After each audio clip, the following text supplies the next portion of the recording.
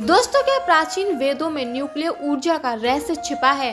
क्या हजारों साल पहले हमारे ऋषि मुनि ऐसे अस्त्रों से परिचित थे जिनकी शक्ति आज के परमाणु हथियारों जैसी थी? महाभारत और वेदों में ऐसे वर्णन मिलते हैं जो इस रहस्य को और भी गहरा बना देते हैं। आइए जानते हैं कि इसकी सच्चाई क्या है।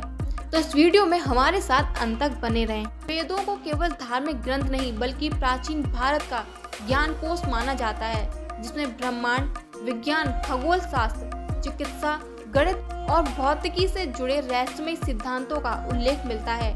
लेकिन क्या वेदों में न्यूक्लियर ऊर्जा का भी वर्णन किया गया है? ये एक ऐसा प्रश्न है जिसने आधुनिक वैज्ञानिकों को भी सोचने पर मजबूर कर दिया। ऋग्वेद, यजुर्वेद और अथर्ववेद में कई ऐसे श्लोक मिलते हैं जिनमें ऊर्जा के विशाल भंडार, ब्रह्मांडीय शक्तियों और प्रलयकारी हथियारों का उल्लेख है।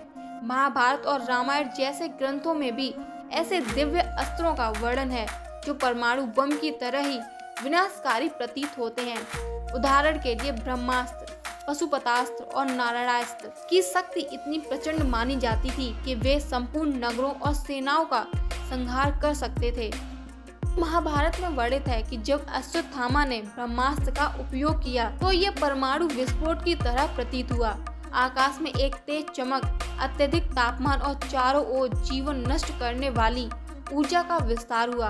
अथर्ववेद में शक्ति और तेजस शब्दों का उपयोग किया गया है, जिन्हें कुछ विद्वान परमाणु ऊर्जा या रेडियोधर्मी शक्ति के संदर्भ में जोड़ते हैं।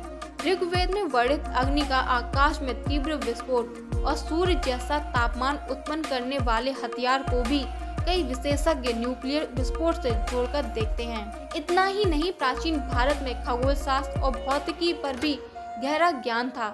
वैमानिक शास्त्र में वर्णित उड़ने वाले विमान और उनके ऊर्जा स्रोत का अध्ययन करने पर कुछ वैज्ञानिक ये मानते हैं कि वे किसी उच्च तकनीकी से संचालित होते थे जो न्यूक्लियर फ्यूजन या अन्य अज्ञात ऊर्जा स्रोत पर आधारित हो सकती थी।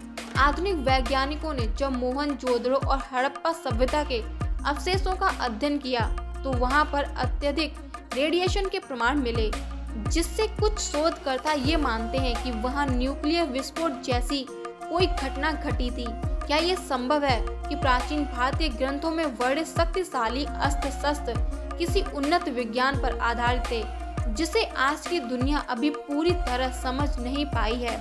हालांकि इन तथ्यों की पुष्टि के लिए और भी शोध की आवश्यकता है, लेकिन इतना तो स्पष्ट है कि वेदों और अन्य प्राचीन ग्रंथों में ऊर्जा, ब्रह्मांडीय शक्तियों और विध्वंसकारी हथियारों का वर्णन मिलता है। वह आधुनिक विज्ञान सिद्धांतों से कहीं ना कहीं मेल खाता है।